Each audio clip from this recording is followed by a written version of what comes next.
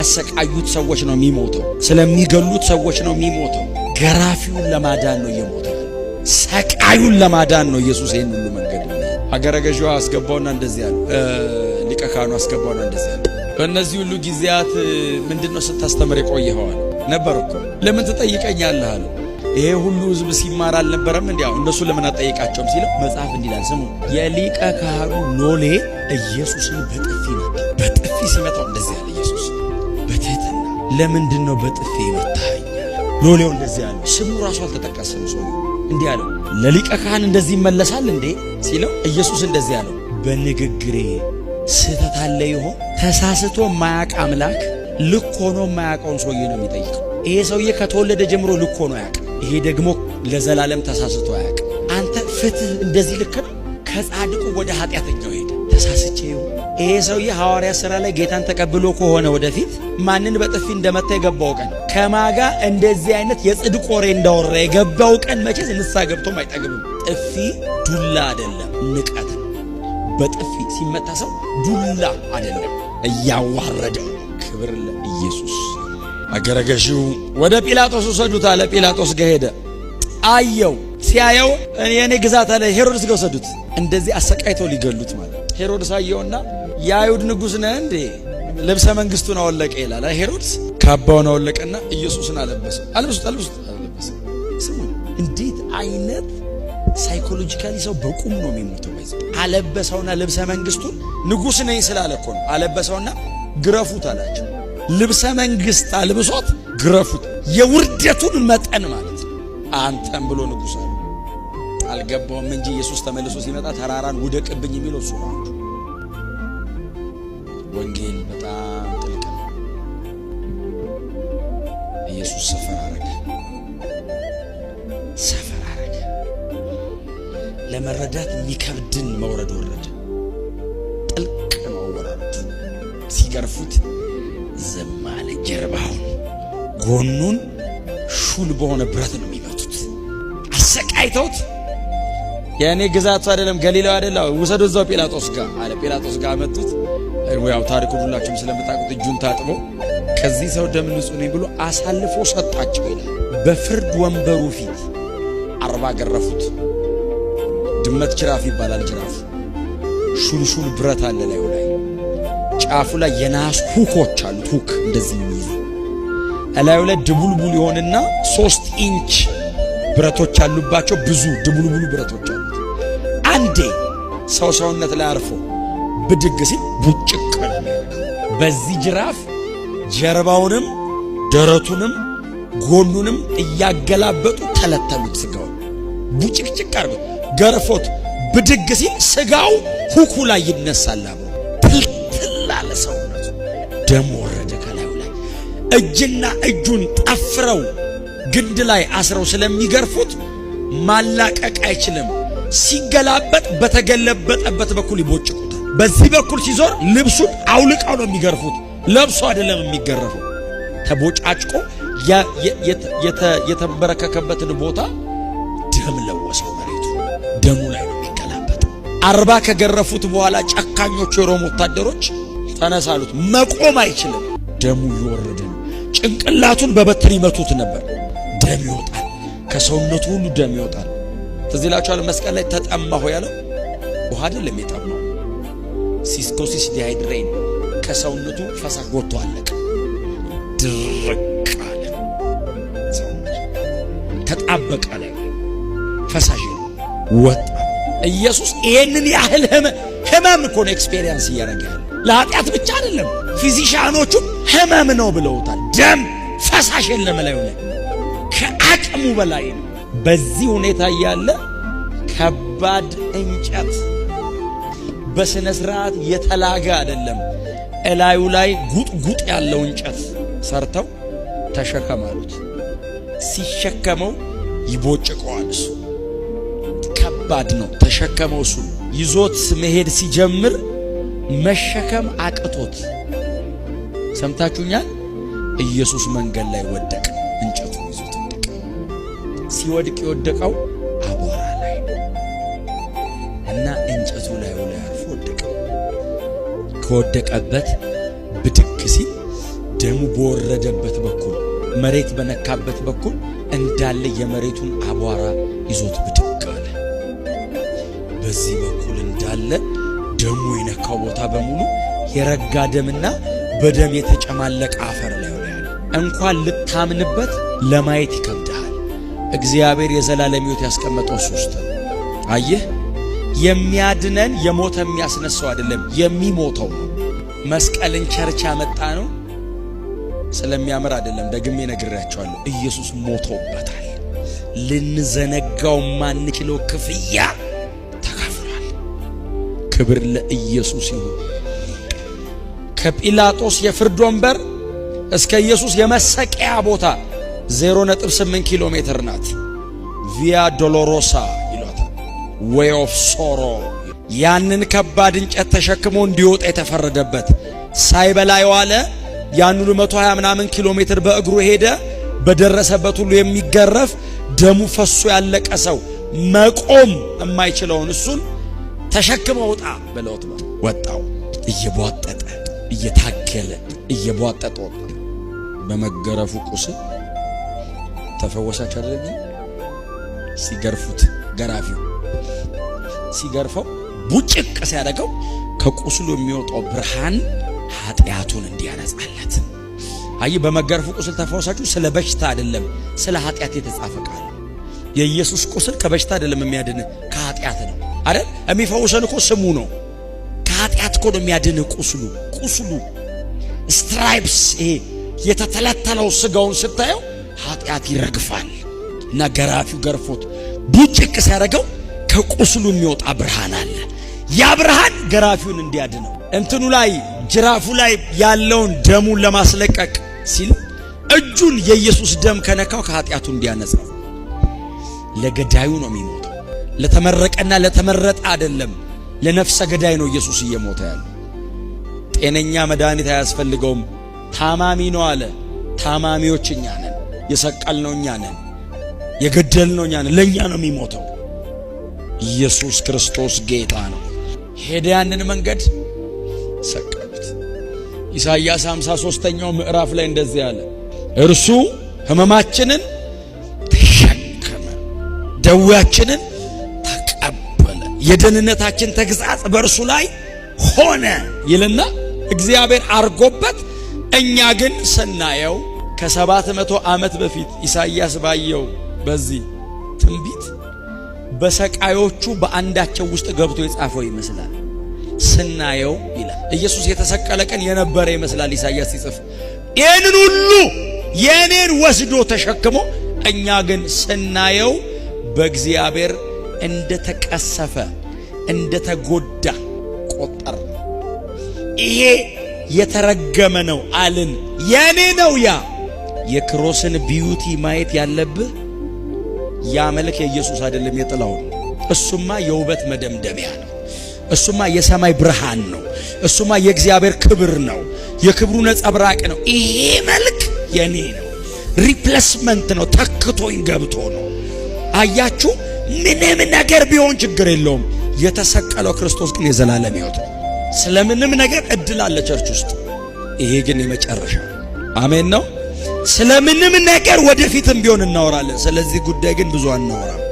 አንዴ ሁለቴ ነው የምንኖረው። ከዛ በኋላ አንደግሞ አልቀበልም ካለ ረግመን ነው የምንሄደው።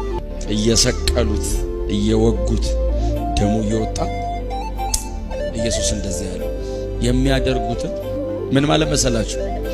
ሰቅላችሁኝ ወደ ቤታችሁ አትሂዱ አለ። ታዲያ በእኔው በኩል አቋርጣችሁ ግቡ አለ።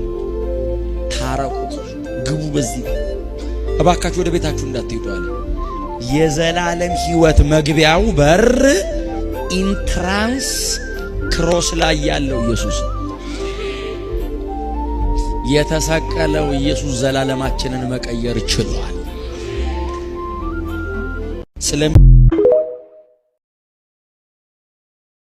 ወዳጆቼ እኔና እናንተ ወይም የኔ ትውልድ ወይም ይሄ እኔ ያለሁበት ትውልድ እግዚአብሔርን የሚፈልግ ትውልድ እንዳልሆነ ማሳያ ከፈለጋችሁ ስለ ኢየሱስ ከሚነገሩ ትምህርቶች ይልቅ ስለ ሰው ውድቀት፣ ሐሜት፣ ጥላቻና ስድብ የሚነገሩት ናቸው ከፍተኛ ተመልካች እንኳን በማህበራዊ ሚዲያ ያላቸው።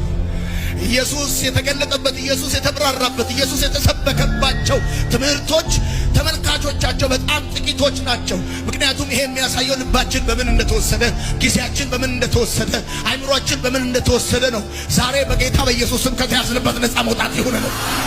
ስብከቱ ኢየሱስ፣ ዝማሬው ኢየሱስ፣ ትምህርቱ ኢየሱስ፣ ወሬው ኢየሱስ፣ ጨዋታው ኢየሱስ፣ ንግግሩ ኢየሱስ፣ ጠዋት ኢየሱስ፣ ማታ ኢየሱስ፣ ክረምት ኢየሱስ፣ በጋ ኢየሱስ፣ ቀን ኢየሱስ። የሁሉም ፍቅር ያረጃል፣ የሁሉም ፍቅር ይቀዘቅዛል።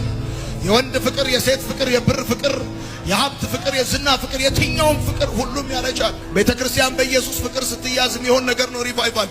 እኛ በስማችን ፍቅር፣ በዝናችን ፍቅር፣ በክብራችን ፍቅር፣ በገንዘብ ፍቅር፣ በኃጢአት ፍቅር፣ በአመፃ ፍቅር ስንያዝ መቼም ሪቫይቫል ሊሆን አይችልም። የመንፈስ ቅዱስ እንቅስቃሴ ሊሆን አይችልም። ከኢየሱስ ፍቅር ይልቅ በጥሬ ሥጋ ፍቅር ተይዘናል።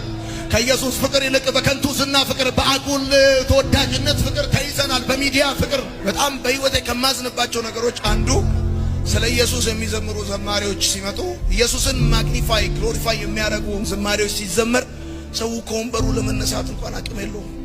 አይነሳም፣ ቁጭ ነው የሚለው። ስለዚህ እኛ እንደ አገልጋይ እንደ መሪ እንጨነቃለን። በቃ እንትን አድርገው መታ አድርገው በቃ የሆነ ነገር በለው፣ ጠላቴ በለው፣ እንደዚህ በለው፣ እንደዚህ በለው ብለን። ምክንያቱም የምናራግብላችሁ ስሜታችሁን፣ የምናራግብላችሁ የልባችሁን ፍላጎት ነው። እንደ ቤተ ክርስቲያን በክርስቶስ ፍቅር ስትያዝ ነው ሪቫይቫል የሚሆን። አሁን አምላኬን እየለመንኩት ያለሁት አንድ ነገር ብቻ። ስንት ዓመት በምድር ላይ እንደምቆይ አላውቅም። በምን ምክንያት ወደ እግዚአብሔር እንደምሄድ አላውቅም። ምናልባት ካደረከኝ እያልኩ እየጸለይኩ ነው። እባክህን እድሉን ስጠኝ። እኔ ልሁን እንደገና ከሙሉ ወንጌል በኋላ፣ ከአማኑኤል በኋላ፣ ከሕይወት ብርሃን በኋላ በኢትዮጵያ ምድር ለመንፈስ ቅዱስ እንቅስቃሴና ለብዙ ሰዎች መዳን ምክንያት እኔን አድርገኝ። እኔን ይችን ቤተ ክርስቲያን አድርጋት። አገልጋዮች ልለምናችሁ በጌታ ፍቅር፣ በእግዚአብሔር ርኅራኄ፣ ቀልዱ ይበቃናል፣ ጨዋታው ይበቃናል፣ ተራው ነገር ይበቃናል፣ አመፃውና ኃጢአቱ ይበቃናል። ልለምናችሁ በጌታ ፍቅርና በጌታ ርኅራኄ፣ ጌታ ሊመጣ በደጅ ነውና ሕዝቡን ከትንቢት ፍቅር አፋታችሁ ከጌታ ፍቅር ጋር እንድታጣብቁት፣ ሕዝቡን ከተአምራት ፍቅር አፋታችሁ ከወዳነበት እውነት ፍቅር ጋር እንድታጣብቁት፣ እንደገና ሌላ ተጨማሪ ቤተ ክርስቲያን ለመትከል አቅዳችሁ ወይም በልባችሁ ሸክም ካለና በዚህ ከተሰበሰባችሁ ይበቃናል። የማህበራዊ ሚዲያው ፌዝና ቀልድ ይበቃናል። አሁን አልናፈቃችሁ? ወጣቶች ተሰብስበው በጌታ ፍቅር ተነክተው ሲያለቅሱ እያለቀሱ ሲዘምሩ ማየት፣ የዩኒቨርሲቲ ተማሪዎች በጌታ ፍቅር ተነክተው እያለቀሱ በእግዚአብሔር ፊት ሲዘምሩ ማየት፣ ሴተኛ አዳሪዎች፣ ተደባዳቢዎች፣ ወንጀለኞች አልሰለቻችሁም?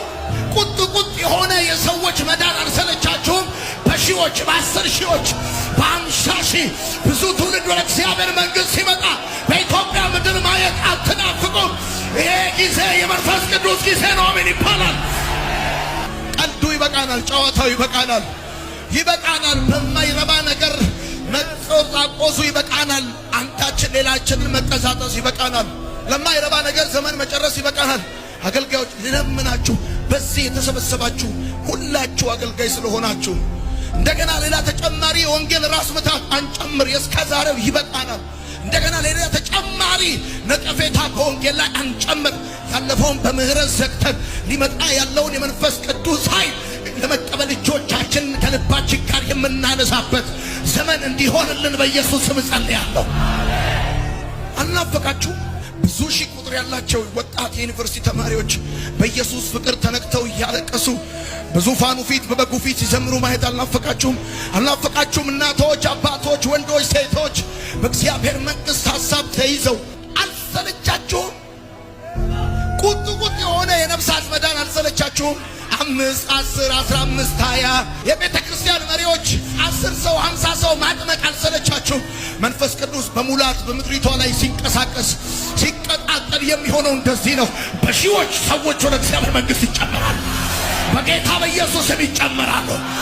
አሁን ቤታችሁን እንድታጸዱ፣ አሁን ወንበራችሁን እንድታስተካክሉ፣ አሁን ልባችሁን እንድታስተካክሉ ታላቅ ሕዝብ የሚመጣበት ዘመን ነው። ብዙ ትውልድ ወደ እግዚአብሔር ቤት የሚመጣበት ዘመን ነው።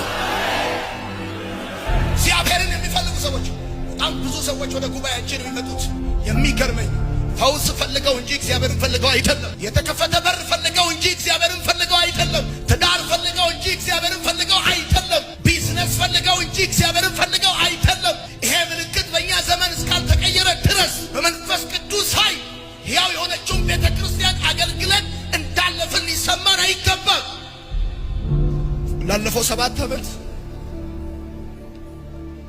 እኛ ያስወጣነውን ክብር የሚመልስ ያሰደብነውን ስም የሚያድስ የጣልነውን እውነት የሚያነሳ ትውልድ እንደሚነሳ 100% አምናለሁ።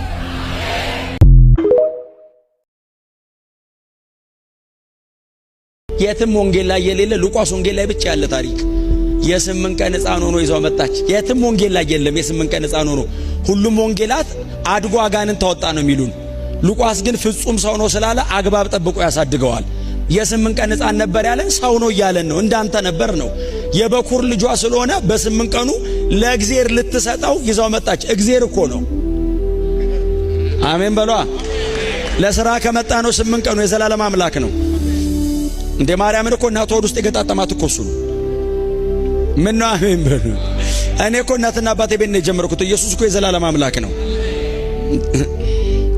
ጠቅልላ አምላኳን ፈጣሪዋን ጠቅልላ ለእግዚአብሔር ልትሰጥ በ8 ቀኑ ይዘው ሄደች። ስትሄድ ያው በእነሱ ቤታቸው 7 በር አለው። አንድ እድሜው የገፋ 70ዎቹ ማገባደጃ ላይ የደረሰ ስምዖን የሚባል ሽማግሌ አለ እና ያን ሰው እሱም ሰውዬ ሉቃስ ወንጌል ላይ ብቻ ነው ያለው፣ ሌላ ወንጌል ላይ የለም። መጽሐፍ ሲናገር አንደኛ መንፈስ ቅዱስ የሞላበት ነው ይለዋል። ትራንዚሽን ፔሪየድ ላይ ነው ያለው። ብሉይና አዲስ መሃል ነው፣ ግን መንፈስ ቅዱስ የሞላበት ነው። በጣም የሚገርም እኮ ነው። ሁለተኛ ጻድቅ ነው ይለዋል። ሶስተኛ ትጉ ነው ይለዋል። የመጨረሻው የሚገርመኝ በጌታ የተቀባውን መሲህ ሳያይ እንደማይሞት በመንፈስ የተረዳ ነው። ስለዚህ እግዚአብሔር ምን ብሎታል? መሲህ ታያለህ ብሎታል። እና ሰውየው መንፈስ የሞላበት በጽድቅ የሚኖረው የሚተጋው አንድ ቀን መሲህ አያለው ብሎ እና መንፈስ ቅዱስ መጣና ስምዖን አለው። አቤት ተነስ አለ። የት ልሂድ አለው። ቤተ መቅደስ ውጣ። ምን አረጋለሁ? መሲህ ታያለህ። ስሙኝ፣ መሲህ ለማየት ሰውየው መጣ። ሰውየው እድሜው ሄዷል። በጾም ጸሎት የደከመ ነው። ሰውነቱ በጣም ድቅቅ ያለ ነው። የውጩ ብዙ አየም፣ የውስጡ ነው በደንብ የሚያየው እና ገብቶ መሲህ ይፈልጋል። አንዲት ወጣት ሴት፣ በጣም ወጣት ልጅ፣ ቀጠን ያለች ሴት በአንደኛው በር አንድ ሕፃን ልጅ አቅፋ ጠቅልላ ይዛ ትገባለች። እና ሲፈልግ ብዙ ሕፃናት ሊኖሩ ይችላሉ። መንፈስ ቅዱስ ያውና መሲህ አለው። ሲለው ነይ ነይ ነይ ነይ አላት። ነይ አላት። አቤት ስትል የ8 ቀን ሕፃን እኮ ነው። አምጪ ልጅ አላት። አንቺው አላት። ምን አለች? አምጪው አላት። ተቀበላትና ብድግ አረገው። አይኖቼ ለሰው ሁሉ የተዘጋጀውን ማዳንህን አይተዋልና ባሪያህን በሰላም ታሰናብተዋለህ። የ8 ቀን ሕፃን ለማቀፍ ነው 70 ዓመት የተቀደሰው። ብዙ ሰው ኢየሱስ አድጎ በ30 ዓመቱ አጋንንት እያወጣ አላወቀውም። ይሄ በ8 ቀኑ አልሳተውም። በትህትና አጠገባቸው ለሰው ወንጌል ድሮም ዘንድሮም ብርሃን ነው በሉት። ብርሃን ነው። ብዙ ሰው እኮ ቆሞ እያገለገለ መስቀል ላይ ስለ ኃጢአቱ እየሞተ እኮ አላወቀውም። ይሄ በ8 ቀኑ አወቀ። አንጫው አላት። አምጪው። የ8 ቀን ሕፃን አቀፍኩ አይደለም ያለው፣ ለሰው ሁሉ የተዘጋጀ መዳን ባይዘዌ አዳኝ ነው አይደለም ያለው፣ ድነት ነው ያለው። ሳልቬሽን ፐርሶኒፋይ ሆኗል አለ። ድነት ስጋ ለብሶ ወረደ አለ። አሁን ድነትን ሰው እጁን አንስቶ በመንፈስ ይቀበላል። እኔ በእጄ ጨበጥኩት አለ። ለሰው ሁሉ የተዘጋጀ መዳን አይኖቼ አለ። እስቲ አሜን በሉ። በአይኔ አለ። ምን አይነት ብሌሲንግ ነው! ምን አይነት ፕሪቪሌጅ ነው! እኛ በመንፈስ ተካፍለን ራሱ እንዴት እየተቃጠልን ነው! በአይኑ አየው። የዘላለም አምላክ ሰው ሆኖ አቀፍኩት። እሱ ዘላለም ያቅፈኛል። እኔ እድል አግኝቼ ዛሬ አቅፌዋለሁ። ኢየሱስ ጌታ። ከዛ እጁን አነሳ፣ አየሁት ካለ በኋላ ዘመንን አክብረው አይደለም ያለው፣ ባሪያም በሰላም ከኢየሱስ ወዲያ ክብር የለም።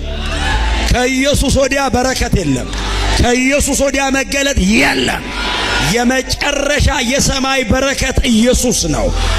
ኢየሱስ አጠገብ ቆሞ ሌላ ነገር ካማረ አልገባም። እግዚአብሔር ልጁን ሰጥቶ ኢየሱስ አጠገብ ሆኖ ምን ልስጥ ሲል አንተ ትበቃኛለህ ነው የሚባለው። ኢየሱስን ይዞት መቼ ነው የምትባርከኝ አይደለም ያለው። በቃ ጨረስኩ፣ አለቀ።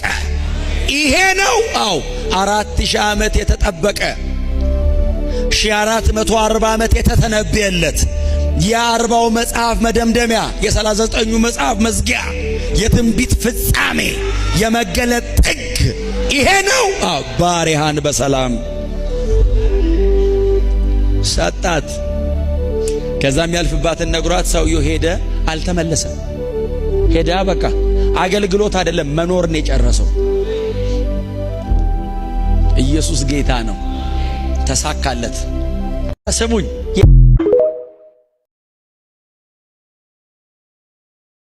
ዘላለም ይቅር ይበለን ይላል። ደግሜ ሳነበው ሳንጠራጠር በቃል ኪዳኑ አምነን መጠጊያችን እሱ የኃጢአታችንን ቤዛ መቃብሩን የሰጠን። ለኃጢአታችን ቤዛ የተሰጠን መቃብር የለም። የተሰጠን የእግዚአብሔር ልጅ ኢየሱስ ነው። አይደለም የተክለ ሃይማኖት መቃብር፣ የኢየሱስ መቃብር ራሱ ለኃጢአታችን ቤዛ አልተሰጠንም። በጉ እንጂ የኃጢአት ቤዛ፣ መቃብር የኃጢአት ቤዛ አይደለም።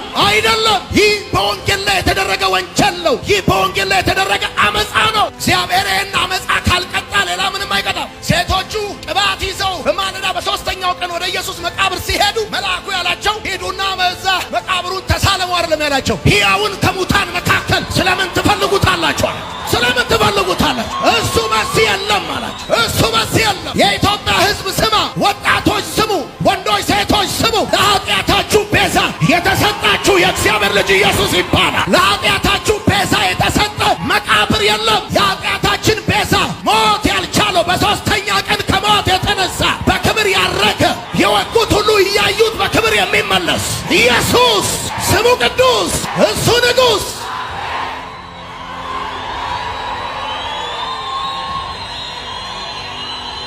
ምዕራፍ 48 ገድለ ተክለ ሃይማኖት። ከዚህ በኋላ አባታችን ተክለ ሃይማኖት በየሀገሩ ሲመላለስ አንድ ቀን በባህር ዳር ተቀምጦ ሳለ ሰይጣን ከባህር ውስጥ ወጣ። ማወጣ ሰይጣን ወጣ። ሰይጣኑም የአባታችንን ደቀ መዝሙር ያዘው። ማንን ያዘው? ደቀ መዝሙሩን ያዘው። አንተ ርኩስ መንፈስ ከልጄ ውጣ እያለ በመስቀል ምልክት በላዩ አማተበ። ከዛስ ሰይጣኑም ዛሩም ደቀ መዝሙሩን ትቶ ሰይጣኑ ዛሩ ማንን ትቶ? ደቀ መዝሙሩን ትቶ ፈጥኖ ሸሸ። ሊያመልጥም ወደደ። ብፁዕ አባታችን አማተበበት። ወደ ባህሩ ሊገባ ባይቻለው በጥልቁ ባህር ወደብ ቆሞ ብፁዕ አባታችን ሄዶ በእጁ ያዘው። የዛን ጊዜ እጡ ወደቀና ኃይሉም ደከመና ለሁሉ በግልጥ ታየ። ብፁዕ አባታችንም ልጄን ለምን ትይዘዋል አለ። ሰይጣኑም ዛሩም አሁን ይሄ ሰይጣን ይሄ ዛር ኦሬዲ ከልጁ ወጥቷል። ኦሬዲ ከልጁ ወጥቶ ባህር ውስጥ ሊገባ ሲል የተያዘ ነው። በግልጥ የታየ ነው እንጂ ልጁ አይደለም እያወራ ያለው። የተያዘው ልጅ አይደለም። ከልጁ የወጣው ሰይጣን ነው እያወራ ያለው። ወጥቷል ኦሬዲ። ምክንያት አለ ይሄም ነው ኦሬዲ ወጥቷል ነው አይደለም? ወጥቷል። ከዛ ዛሩም ለኔ እንደ ሰው ሁሉ መለስክልኝ፣ ስለዚህም ይዘው ዘንድ ደፈርኩ። ብፁዕ አባታችንም ስም ማን ነው አለው። ባህረ አልቅም ነው አለው። ብፁዕ አባታችንም እንግዲህ ከኔ ጋር ትሄዳለህ ወይስ ወደ ማደሪያ ትመለሳለህ አለው። ከእንግዲህ ወዲህ ወደ ማደሪያ ለመመለስ አይቻለኝም፣ ማማተብህ ስልጣን ይሽረዋልና አለው። ሰይጣን ዛሩ አለው። አባታችን ተክለ ሃይማኖት ወስዶ ገርዞ ወደ ፍጹም ክርስቲያንነት ለወጠው። ስሙንም ክርስቶስ ሐሪው ብሎ ጠራው። ምን አደረገው? ገረዘው። ከዛ ፍጹም ክርስቲያን አደረገው። ከዛ ስሙንም ቀየረለት። ከዛስ ብፁዕ አባታችንን ሲያገለግለው ኖረ። ሰይጣን ዛሩ። ከዛስ ከጥቂት ቀን በኋላም የምንኩስና ልብስ አልብሶ ምን ሆነ? ሰይጣኑ ተገረዘ፣ ክርስቲያን ሆነ። ከዛስ አገለገለ። ከዛስ መለኮሰ። ከዛስ ከጥቂት ቀን በኋላ የምንኩስና ልብስ አልብሶ ወደ በዓቱ አገባው። ይህችም ደብረ አስቦናት ሞቶ መንግሥተ ሰማያት እስኪገባ ድረስ በተረፈው ዘመኑ ሁሉ መነኩሳቱን ደስ የሚያሰኝ እግዚአብሔርንም የሚወድ ሆነ። ባጭሩ አማርኛ ሞቶ መንግሥተ ሰማያት ገባ። እስከሚገባ ድረስ መነኩሳቱን የሚያስደስት ሆነ። እኔ የገረመኝ ክርስቲያን ከመሆኑ በላይ መንግሥተ ሰማያት ከመግባቱ በላይ በጣም የገረመኝ ነገር መገረዙ። ባጭሩ አማርኛ የዳነ ሰይጣን መንግሥተ ሰማያት የገባ ሰይጣን። ይህ በወንጌል ላይ የተደረገ አመፃ ነው። ይህ በወንጌል ላይ የተደረገ ክህደት ነው። መንግሥተ ሰማያት የገባ ሰይጣን የለም። ሰይጣን ሲጀመር ስፒሪት ነው።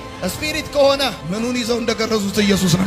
ይሄ ክፉ ነው። በእግዚአብሔር መንግሥት በክርስቶስ ወንጌል ላይ የተደረገ አመፃ